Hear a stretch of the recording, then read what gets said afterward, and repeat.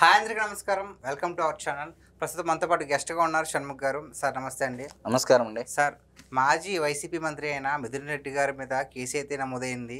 So ముందస్తు bail కోసం apply చేస్తే దాన్ని హైకోర్టు అయితే తిరస్కరించింది. మరి అసలు తన పరిస్థితి ఏంటంటారు? పెద్దిరెడ్డి మిథున్ రెడ్డి గారు మద్యం కుంభకోణం ఎప్పుడైతే విడుదల రజనీ గారు లావు శ్రీ కృష్ణదేవరాయలు గారిని గెలికి మరీ గోకించుకోవడం అంటే ఇదే అండి. ఎందుకు నేను అంటున్నానంటే, పార్లమెంటు వేదికగా తెలుగుదేశం పార్టీ సభ్యుడు, పార్లమెంటు సభ్యుడైనటువంటి లావు కృష్ణదేవరాయలు గారు ఏమని చెప్పారు పార్లమెంట్లో? ఢిల్లీ లిక్కర్ స్కామ్ అనేది మీరు చిన్నది చూస్తున్నారు, ఒక్కసారి ఏపీకి రండి, దేశమంతా digital India, digital payments, UPI payments అని మొత్తుకుంటా ఉంటే మోడీ గారు ఒక ఏపీలో డిజిటల్ పేమెంట్స్ లేకోకుండా క్యాష్ పేమెంట్స్ జరిగాయి. దాదాపు 20,000 కోట్ల రూపాయల కుంభకోణం జరిగింది, మద్యం కుంభకోణం అని చెప్పేసి ఆయన పార్లమెంటులో చెప్పడం జరిగింది. ఆ మరుసటి రోజే కేంద్ర హోంశాఖ మంత్రులైనటువంటి అమిత్ షా గారిని కలవడం జరిగింది. అమిత్ షా గారి స్వయంగా ఆ వివరాలన్నీ సేకరించి ఏ విధంగా జరిగింది, ఏ రకంగా జరిగింది, దేశమంతా మీరు డిజిటల్ ఇండియా ఎక్కడ విదేశాలకు వెళ్ళినా డిజిటల్ ఇండియా అని చెప్పేసి ప్రమోట్ చేస్తున్నారు. కానీ ఆంధ్రప్రదేశ్లో దానికి విరుద్ధంగా క్యాష్ పేమెంట్స్ జరుగుతూ ఉన్నాయి. మరి దీనిపైన మీరు ఒకసారి విచారణ చేపట్టండి అని చెప్పేసి ఏకంగా పార్లమెంటు సభ్యుడు హోంశాఖ మంత్రి అయినటువంటి అమిత్ షా గారికి నివేదికలు ఇవ్వడం జరిగింది. మరి ఈ నేపథ్యంలో దానికి ఎక్కడైతే అరెస్ట్ అవుతారన్న నేపథ్యంలో పెద్దిరెడ్డి మిథున్ రెడ్డి గారి ఆధ్వర్యంలోనే ఈ మద్యం కుంభకోణం అంతా జరిగింది. ఆంధ్రప్రదేశ్ రాష్ట్రంలో ఉన్నటువంటి వివిధ డిస్టిలరీస్, అంటే ఈ మద్యం తయారు చేసేటువంటి కంపెనీస్, వీటిని బలవంతంగా వాళ్ళ యొక్క ఆధీనంలోకి తెచ్చుకొని ఈ విధంగా చేశారు అని చెప్పేసి మొత్తం నివేదికలు మొత్తం ఇవ్వడం జరిగింది. సో మిథున్ రెడ్డి గారు ఎప్పుడు అరెస్ట్ అయ్యే ఛాన్స్ ఏందంటారు? ఖచ్చితంగా ఇప్పుడు పెద్దిరెడ్డి మిథున్ రెడ్డి గారు ఈ మద్యం కుంభకోణం విషయంలో ఎప్పుడైతే ముందస్తు బెయిల్ పిటిషన్ వేశారో హైకోర్టులో, అది డిస్మిస్ చేసినటువంటి నేపథ్యంలో ఇప్పుడు ఏపీ సిఐడి బృందాలు ఢిల్లీలో ముమ్మర గాలింపు చర్యలు చేపట్టాయని చెప్పేసి వివిధ న్యూస్ ఛానల్లో బ్రేకింగ్ న్యూస్ నడుస్తూ ఉంది. అది మెయిన్ స్ట్రీమ్ మీడియాలో.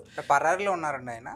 ఎస్, పరారీలో ఉన్నాడు అని చెప్పేసి ఇది ఆ ఛానల్ మామూలుగా OABN, OTV5, ఈనాడు అనే మాదిరిగా కాకోకుండా సొంత పార్టీ ఛానల్ అయినటువంటి సాక్షిలో అంటే 2 రోజుల కిందట జరిగినటువంటి వక్ఫ్ సవరణ బిల్లు ఉమీద్ 2025కి లోక్సభలో వ్యతిరేకమని చెప్పి రాజ్యసభలో ఆమోదింపజేసి అనుకూలంగా ఓటు వేసిన నేపథ్యంలో ఇది ముస్లిం సమాజానికి మొత్తం తెలిసే విధంగా వెళుతుంది కాబట్టి దీన్ని డైవర్షన్ చేయాలి అంటే సాక్షి ఛానల్లో కూడా పెద్దిరెడ్డి మిథున్ రెడ్డి పరార్ అని చెప్పేసి న్యూస్ వైరల్ చేస్తూ ఉన్నారు. సొంత వ్యక్తే కదండి. మరి నేను అదే అంటున్నా, మరి ఇదే మద్యం కుంభకోణంలో దాదాపు 7 విభాగాలుగా విభజించి ఒకతను డిస్టిలరీ చూసుకుంటే ఆ వచ్చినటువంటి డబ్బు ఇంకొకరికి వస్తే, ఈ డబ్బు ఇంకొక అతనికి వస్తే ఆ అతను పెద్ద తలకాయకి ఇస్తాడని చెప్పేసి గతంలో ఈనాడు పేపర్లో కూడా కథనాలు రావడం జరిగింది. మరి ఇప్పుడు ఇదే సాక్షి ఛానల్కి వాటా అయితే వెళ్ళిందని చెప్పేసి కొందరు అంటున్నారు. మరి పెద్దిరెడ్డి మిథున్ రెడ్డి గారు వాళ్ళకే పెద్ద కమిషన్ ఇచ్చారని చెప్పేసి అంటా ఉన్నారు. కథనాలు రాస్తూ ఉన్నారు పేపర్లలో, సోషల్ మీడియాలో చక్కర్లు కొడతా ఉన్నాయి.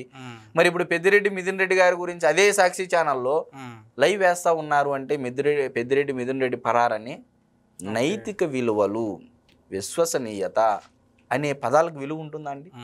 ఉండదు కదా.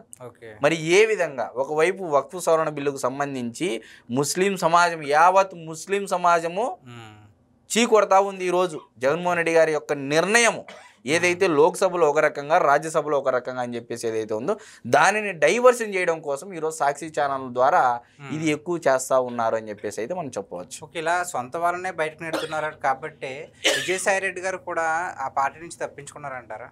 ఖచ్చితంగా.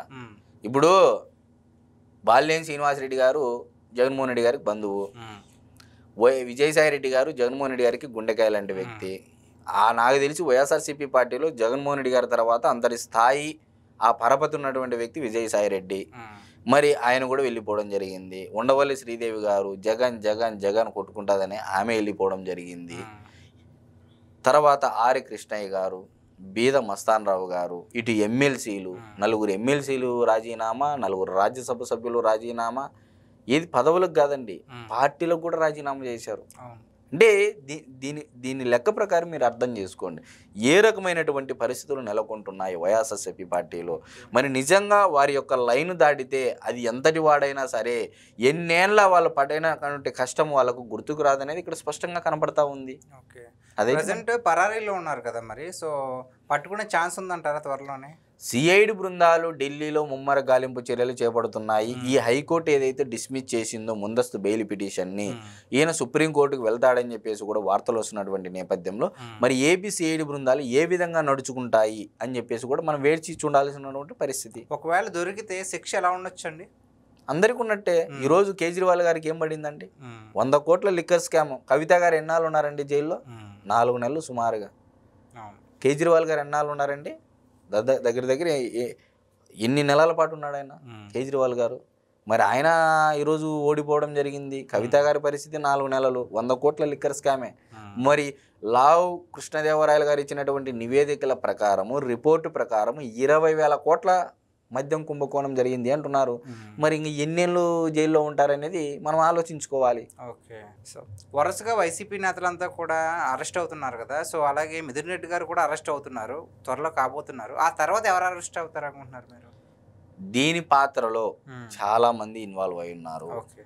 ఈ మద్యం కుంభకోణంలో విడతల వారీగా 7 విభాగాలుగా డబ్బు క్యాష్ ఫ్లో అనేది ఇక్కడ వచ్చినటువంటి మొత్తము ఒక్కో దశలో ఇన్ఫార్మర్లను పెట్టేసుకొని పెద్ద తలకాయల వరకు కమిషన్ చేర్చడం కోసం మధ్యలో ఒక 5-6 మంది పని చేయడం జరిగింది. మొత్తం దీంట్లో రాజ్ కసిరెడ్డి ఆధ్వర్యంలోనే మద్యం కుంభకోణం జరిగిందని చెప్పేసి గతంలో విజయసాయి రెడ్డి గారు కూడా చాలా ఆరోపణలు చేశారు. మరి రాజ్ కసిరెడ్డి గారు, మరి దానికి అనుమతి ఇచ్చినటువంటి దీనికి మొత్తం ఇన్ఛార్జిగా చేసినటువంటి పెద్దిరెడ్డి రామచంద్రారెడ్డి గారు, పెద్దిరెడ్డి మిథున్ రెడ్డి గారు, మొత్తం అందరూ వెళ్ళిపోనున్నారని అయితే మనం ఖచ్చితంగా చెప్పవచ్చు. థ్యాంక్స్. నమస్తే.